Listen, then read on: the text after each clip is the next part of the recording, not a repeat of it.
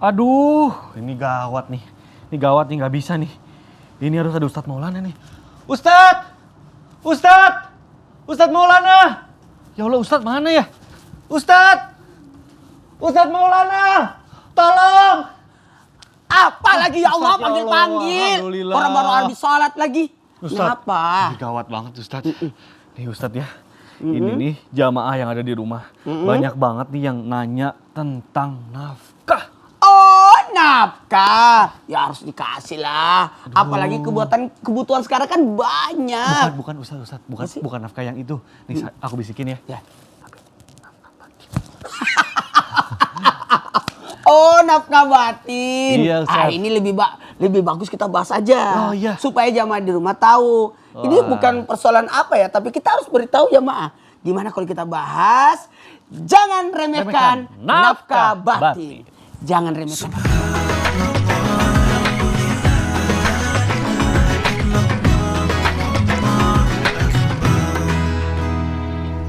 Assalamualaikum warahmatullahi wabarakatuh. Waalaikumsalam warahmatullahi wabarakatuh. Jamaah. Yeay. Oh, jamaah. Yeay. Alhamdulillah. Alhamdulillahirabbil alamin wassalatu wassalamu ala asrofil anbiya'i wal mursalin wa ala alihi washabbihi ajmain amma ba'du. Alhamdulillah, jamaah bertemu lagi bersama saya Mikdad Adausi tentunya di Islam Itu Indah. Masya Allah jamaah, di dalam hubungan suami istri banyak banget berbagai macam kewajiban yang mesti dijalankan. Nah, salah satunya ini adalah nafkah batin. Tapi ternyata nafkah batin ini nggak bisa dianggap remeh loh jamaah. Makanya kita akan bahas lebih dalam mengenai nafkah batin ini. Tentunya dalam tema kita hari ini, temanya adalah jangan remehkan nafkah batin. Masya Allah. Baik, tentunya akan menarik sekali pembahasan kita. Jamaah boleh disiapkan juga catatannya. Yang pertama, sebelum kita bahas lebih dalam, saya mau ke Ustadz Syam dulu nih. Ustadz Afwan, izin bertanya. Ustadz sehat tapi ya Ustadz ya? Semangat ya Masya Allah pagi hari ini. Insya Allah Ustadz Syam, iya makanya nih. Tapi menarik sekali. Banyak yang belum tahu nih adab nafkah batin. Dan apakah benar bahwa setan itu katanya bisa, mohon maaf nih, ketika melakukan nafkah batin itu bisa, maksudnya bisa terlibat gitu ya. Dan apakah akan berdampak dengan anak yang akan dilahirkan nanti gitu ya. Iya. Nah ini mohon penjelasannya guru nih, tafadhol. Baik, bismillahirrahmanirrahim. Tabe, Bunda, Ustadz Maulana, Mas Mikdad, serta guru-guru kami yang dimuliakan Allah Subhanahu wa taala. Bismillahirrahmanirrahim. Alhamdulillahirabbil alamin wassalatu wassalamu ala asyrafil anbiya'i wal mursalin sayyidina Muhammadin wa ala alihi wa sahbihi ajma'in. Asbahna wa asbahal mulku lillahi rabbil alamin subhanak la ilma lana illa ma 'allamtana innaka antal alimul hakim. Rabbi shrah li sadri wa yassir li amri wa hlul 'uqdatam min lisani yafqahu qawli waj'al li wazira min ahli amin amin amin ya rabbal alamin. Jamaah Islam Itu Indah yang dimuliakan Allah Subhanahu wa taala. Ternyata di dalam Al-Qur'an kita diminta juga untuk mempelajari beberapa kisah. Dan ternyata di antara kisah yang luar biasa ada satu keluarga yang disebutkan, yaitu Ali Imran. Imran adalah seorang ayah, seorang suami yang soleh, seorang bapak yang soleh, yang ternyata Allah takdirkan untuk terlambat mempunyai keturunan. Maka Imran bersama istrinya Hanna datang ke Baitul Maqdis, datang ke Palestina gitu ya, dan memang mereka adalah tinggal di sana. Lalu mereka ke Aqsa untuk memohon kepada Allah Subhanahu wa taala, ya Allah, kalau Engkau berikan aku keturunan maka akan kutaruh dia di sini mengabdi kepadamu ya Allah. Menjadi seorang hamba yang memang mengabdikan waktunya hanya kepadamu ya Allah. Maka subhanallah, setelah bertahun-tahun usia 80-an barulah Allah Subhanahu wa taala menitipkan ke dalam janinnya Hanna, istri daripada Imran. Dan ketika berada di dalam janinnya Hanna, mereka berdua pun berdoa kepada Allah Subhanahu wa taala, inni u'idzuha bika wa dzurriyyataha minasyaitonir rajim. Imran pun memohon kepada Allah Subhanahu wa taala, inni, sungguh aku, u'idzuha, memohon kepada untuk dia perlindungan di dalam perutnya ya, wa dzurriyyataha, dan janin yang ada dalam perutnya, minasyaitonir rajim, dari godaan syaitan yang terkutuk. Maka subhanallah, dari ayat ini kita mengambil pelajaran, ternyata janin aja itu bisa dapat gangguan setan. Ternyata kalau dia di dalam perut ibu saja itu bisa mendapat gangguan syaitan, wa dzurriyyataha, dan yang ada di dalam perutnya setelah dia lahir nanti dapat gangguan syaitan lagi. Ada yang syaitan yang khusus menggoda anak kecil gitu ya, mengganggu anak kecil, bukan menggoda tapi mengganggu anak kecil, karena anak kecil itu tidak punya dosa. Maka subhanallah, pada saat berhubungan suami istri, Maka subhanallah di saat itu juga Nabi SAW mengajarkan adab-adabnya atau doanya.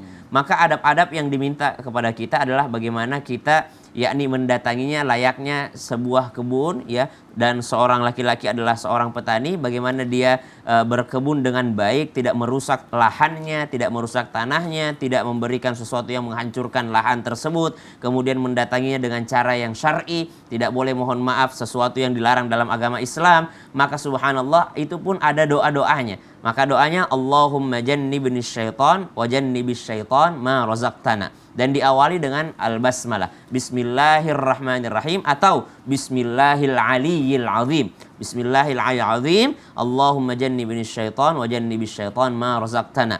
Dan bisa juga disunnahkan diawali dengan berwudu. Kemudian diawali dengan sholat sunnah 2 rakaat, subhanallah. Kemudian diawali dengan doa bersama tadi, Allahu Ta'ala alam. Oh, subhanallah. Agak ragu-ragu menyebutkannya karena takut vulgar. Gitu. Iya betul-betul. Jadi kita memang, tapi ini adalah ilmu yang memang kita perlu kita sampaikan juga karena banyak juga yang belum tahu nih, masya Allah. Ini masya Allah adab-adab nih ya. Terima kasih Ustaz Syam. Sama-sama Mas Mikdad. Jamaah Islam Indah yang dirahmati Allah, akan kita lanjutkan pembahasan kita, masya Allah, mengenai pentingnya nafkah batin ini. Selanjutnya saya mau ke Ustaz Maulana. Ya. Ustaz Afan izin bertanya, apakah benar nih katanya di dalam Islam itu ada waktu-waktu yang dianjurkan untuk melakukan nafkah batin atau disebut dengan waktu aurat? Nah ini maksudnya gimana nih Ustaz Maulana? Oke, baik. Penjelasannya dulu, tafadhol. Izin Bunda dan Ustaz Sam. Bismillahirrahmanirrahim. Assalamualaikum warahmatullahi wabarakatuh. Waalaikumsalam warahmatullahi wabarakatuh. Alhamdulillahirrabbilalamin. Allahumma salli ala sayyidina Muhammad wa ala sayyidina Muhammad. Satu bentuk pujian dan rasa syukur kita, masya Allah tabarakallah, hari ini bukan bermaksud untuk membahas sesuatu yang tadi yang dikatakan Ustaz Sam adalah vulgar, tidak. Tapi maksud tujuan kami bagaimana untuk mengarahkan jauh lebih baik, karena memberikan nafkah adalah bagian daripada ibadah, termasuk nafkah batin itu adalah bagian daripada kewajiban dari sosok suami kepada istri. Begitu pula sebaliknya, untuk memenuhi kebutuhan dari suami, hasrat suami, maka perlu. Dan ini untuk melanggengkan rumah tangga. Dan pertanyaan ini menarik sekali, berarti anak-anak nggak bisa ikut dong. Tetap masih bisa diambil ilmunya, gimana kita bisa belajar bahwa ternyata ada 3 waktu aurat. Tidak boleh anak masuk di kamar orang tua kalaupun mengetuk. Namanya waktu aurat itu sebelum sebelum subuh, sesudah duhur, dan sesudah isya. Ada 3 waktu aurat ini, jadi betul-betul kita pun dilarang bertamu. Jadi tidak boleh masuk ke kamar orang tua, kamar seseorang, tidak boleh masuk ke kamar seseorang sebelum izin ataupun mengetuk.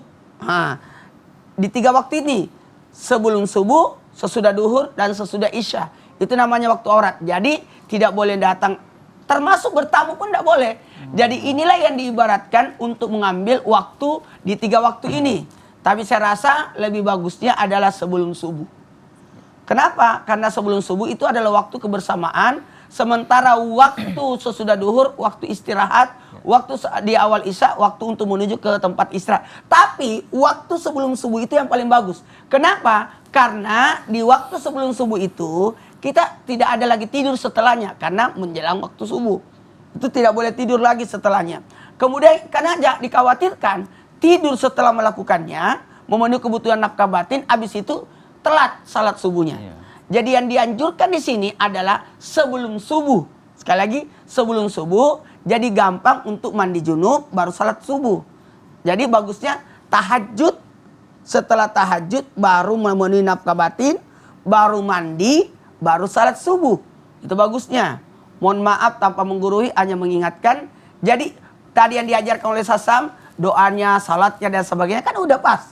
Sesudah tahajud dan sebagainya, baca doa dan sebagainya, barulah memenuhi nafkah batin, kemudian mandi, baru salat subuh. Kemudian mohon maaf, jadi yang harus dipenuhi dulu sebelum memenuhi nafkah batin kita, penuhi dulu haknya Allah untuk disembah. Jadi ini bagus. Jadi aman semuanya. Jadi tidak ada yang terzolimi, tidak ada yang diabaikan. Tidak ada yang terabaikan. Bayangkan kalau melakukannya di awal malam, dikhawatirkan terganggu, dikhawatirkan mohon maaf, ada kewajiban yang tidak terpenuhi. Atau ada pun sesuatu Kalau salat tahajud mungkin masih dimaafkan karena sunnah. Tapi kalau salat subuhnya yang tertinggal disebabkan karena mohon maaf tanpa menggurui, tidak boleh jadi alasan. Mohon maaf saya tidak salat subuh gara-gara kemarin. Salah. Jadi harusnya memenuhi waktu yang terbaik adalah sebelum subuh. Sebelum subuh. Masya Allah Ustadz Maulana. Jadi memang ada waktu-waktu yang dianjurkan. Kalau di awal malam mau mandi kedinginan, alasan tidak mandi lagi. Nah itu dia yang ditakutkan, kita melewatkan salat subuh. Iya. Masya Allah. Baik Ustadz Maulana, terima kasih.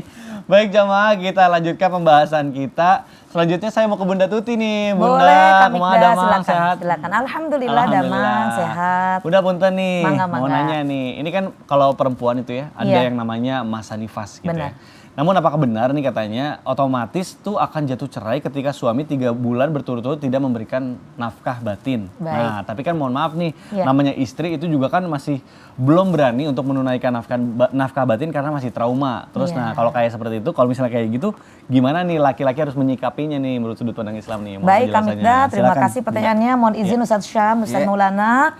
Bismillahirrahmanirrahim. Assalamualaikum warahmatullahi wabarakatuh. Waalaikumsalam warahmatullahi wabarakatuh. Jamaah. Yeay. Oh jamaah. Yeay. Alhamdulillah.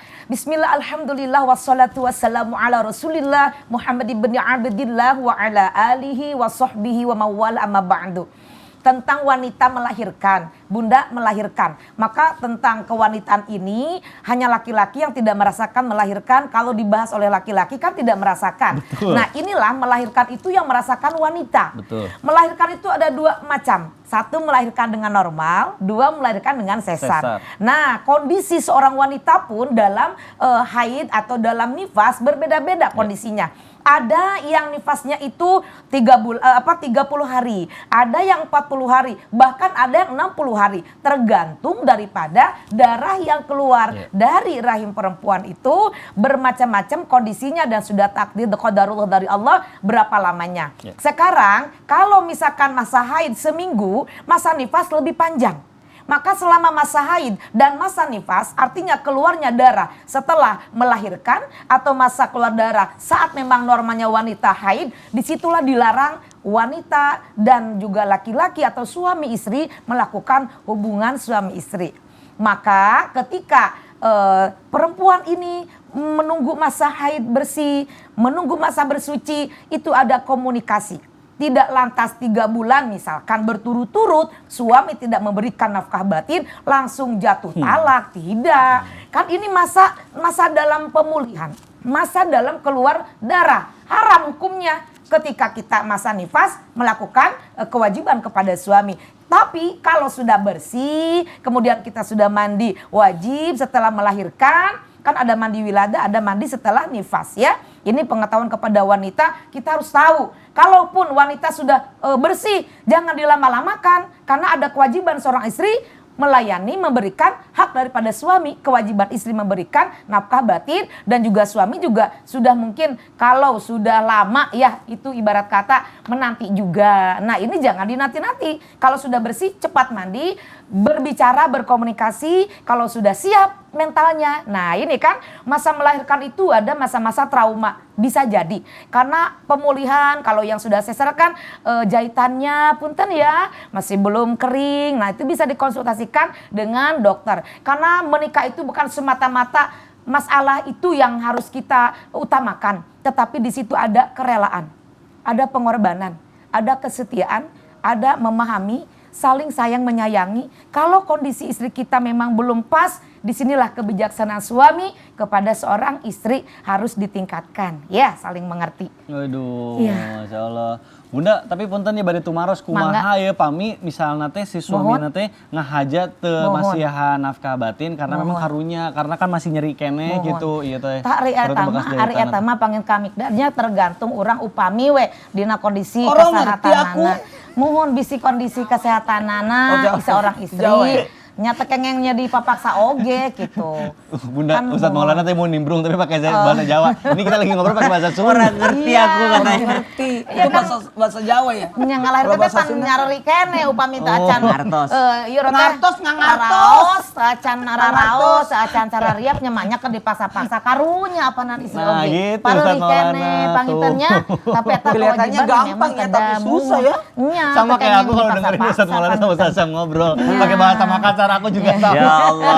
Nah, kalau gitu Iya. berarti kasihan jamaah yang ada di rumah nggak ngerti. Nanti kita akan bahas lebih dalam tentunya pakai bahasa Indonesia ya biar Masya semuanya Allah, ngerti. Masya Jangan Allah. kemana-mana, tetap di Islam Tinda. Di Jamaah, DIY. oh jamaah. Alhamdulillah. Inilah Di di dia, DIY. di dia.